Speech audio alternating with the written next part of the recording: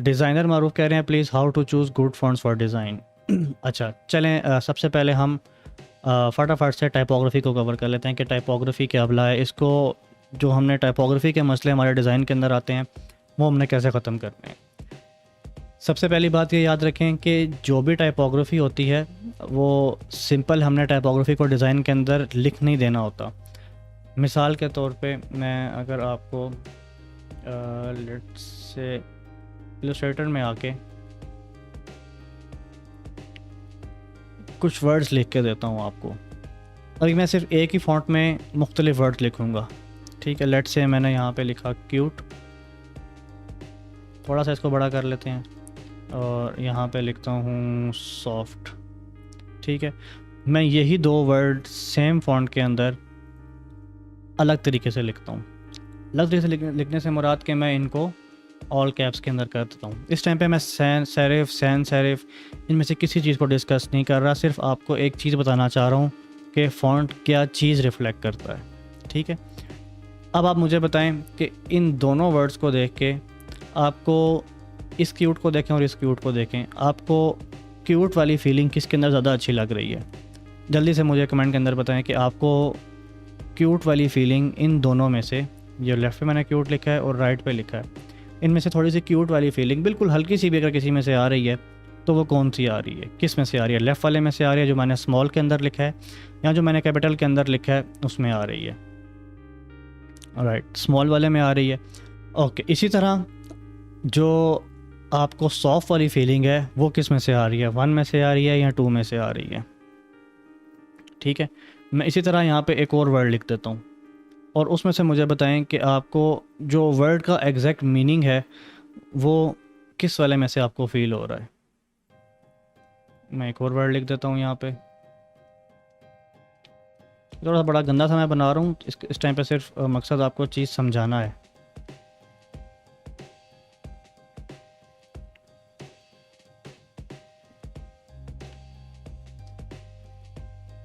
अब मुझे बताएं,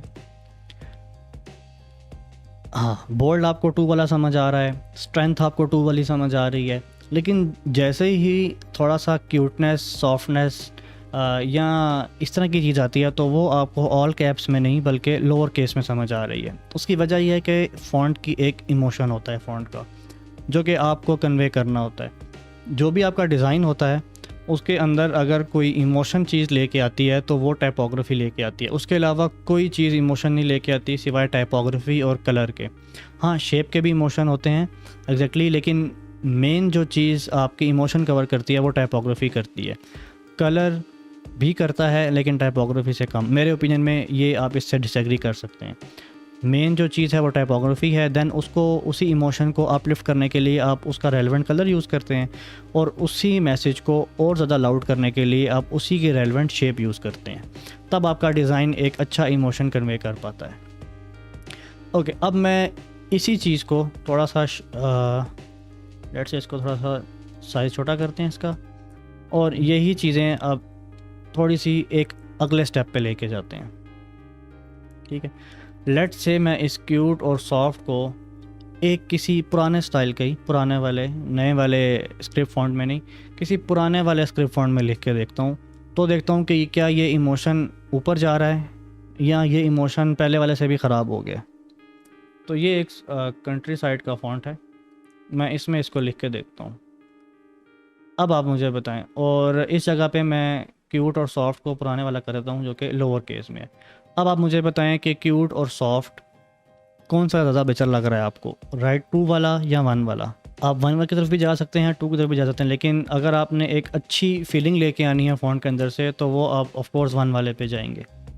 इसी तरह अगर मैं इस बोल्ड वाले को, लेट्स से इन दोनों को हम ऑल कैप्स कर देते हैं, इसको इसी फॉन्ट में लिखा रहने देते हैं, और इसके लिए हम ये करते हैं कि क्योंकि बोल्ड और स्ट्रेंथ थोड़ी सी एक एनर्जी और एक्शन को रिप्रेजेंट करते हैं, तो इसके लिए मैं ये करता हूँ सिंपली कि लेट्स से कि मैं कोई फैंसी फ़ॉन्ट यूज़ करने की बजाय ऐसे फ़ॉन्ट यूज़ करता हूँ जो कि फ्रीली अवेलेबल हैं।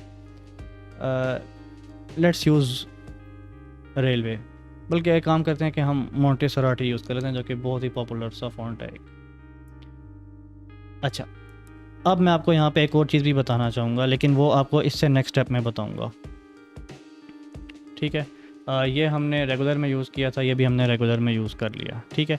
अब मुझे बताएं कि ज़्यादा बोल्ड और स्ट्रेंथ वाली आपको जो फील आ रही है वो इस टाइम पे 1 में से आ रही है या 2 में से आ रही है? बोल्ड और स्ट्रेंथ की वाइब 1 वाले से भी वही फील ले सकते हैं और 2 वाले से भी वही फील ले सकते हैं। इन माय ओपिनियन इस टाइम पे आपको 2 में से ज़्यादा अच्छी फीलिंग आनी चाहिए 1 की बजाय, लेकिन थोड़ी ही देर में हम इससे भी अच्छी फीलिंग 1 से ले सकते हैं। वो कैसे? इस टाइम पे अगर आप फॉन्ट वेट को देखें तो ये जो 2 वाला है इसका फॉन्ट वेट 1 वाले से ज़्यादा है।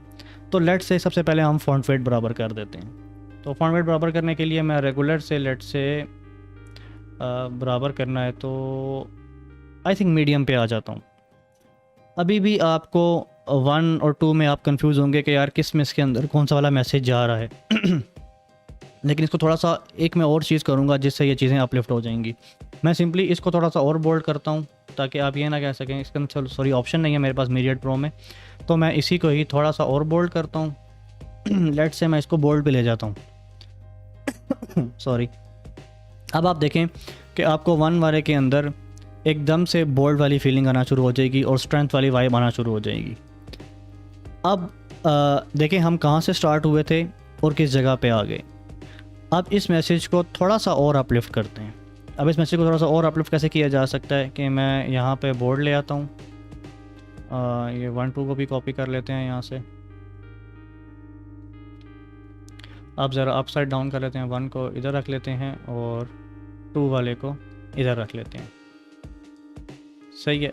अब मैं इसके अंदर सिर्फ एक छोटी सी और चेंज करूँगा जिससे यही वाला मैसेज और ज़्यादा अच्छे तरीके से जाना शुरू हो जाएगा। मैं सिंपली इसको इटैलिक कर दूँगा।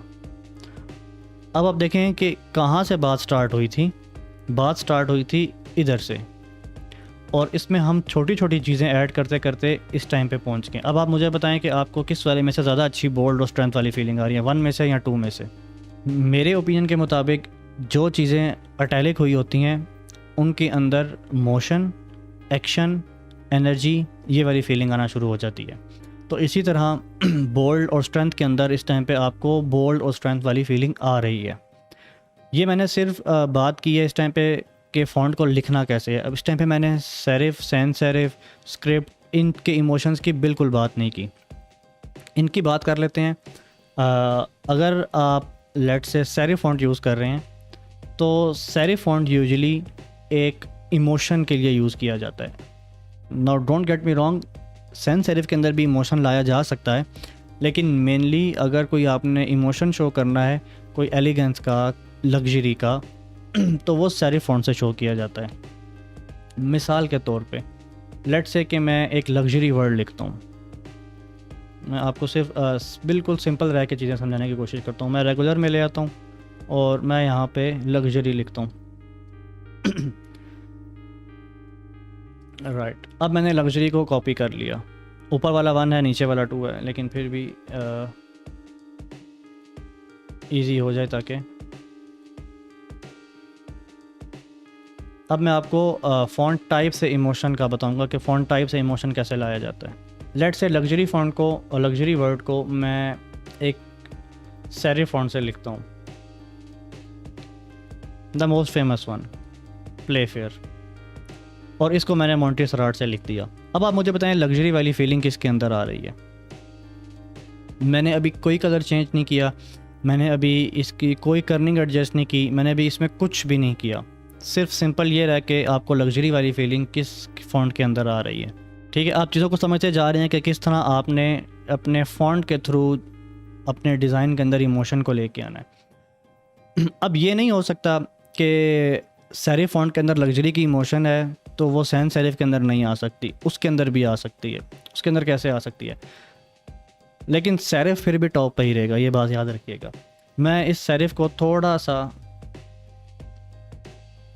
ये कर देता हूँ, ठीक है, और मैं इस सैन सेरिफ के साथ ये करता हूँ कि इसका मैं थिन वाला वर्जन यूज़ करता हूँ और इसके साथ भी मैं ये कर देता हूँ, लेकिन थोड़ा सा ज़्यादा, और उसके बाद मैं इसका फ़ॉन्ट साइज़ डिक्रीज़ कर देता हूँ।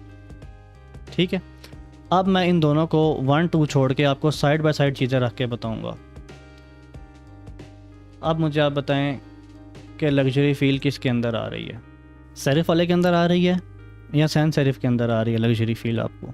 ये चीज़ सब्जेक्टिव है। सब्जेक्टिव क्या चीज़ होती है कि जो आपको कुछ लगे मुझे कुछ लगे।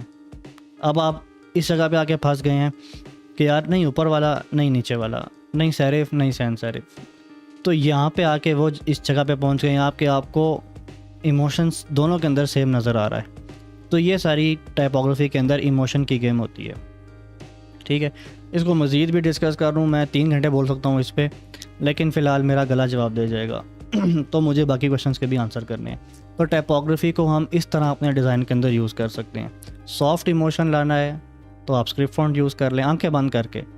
अगर आपने एलिगेंस वाली फ़ील या कोई एडिटोरियल वाली फ़ील या आपने कोई इमोशन लेके आना है, लग्जरी फ़ील दिखानी है, रॉयल फ़ील दिखानी है, या आपने सीरियस फ़ील दिखानी है, तो आप वो सेरिफ फॉन्ट से दिखा सकते हैं। मेक श्योर कि आपने कोई घटिया सेरिफ फॉन्ट यूज़ नहीं करना। घटिया से मुराद ये है कि जिसकी फ़ॉन्ट फैमिली नहीं होती, वो एक घटिया फ़ॉन्ट होता है। वो एक non designer, non typography designer ने वो फ़ॉन्ट बनाया होता है सिर्फ पैसे कमाने के लिए। तो वो आपने फ़ॉन्ट कभी भी, फ्री फ़ॉन्ट जो यूजुअली आपको मिलते हैं वो इसी तरह के घटिया फ़ॉन्ट्स होते हैं। प्ले फेयर अगर आप देखें इसको, तो प्ले फेयर की एक पूरी फैमिली है, देख रहे हैं कितने फ़ॉन्ट्स हैं इसके अंदर। तो आपने हमेशा उन चीज़ पे इन्वेस्ट करना है जो कि प्रीमियम हो, ना कि आपने किसी घटिया चीज़ पे इन्वेस्ट कर देना है।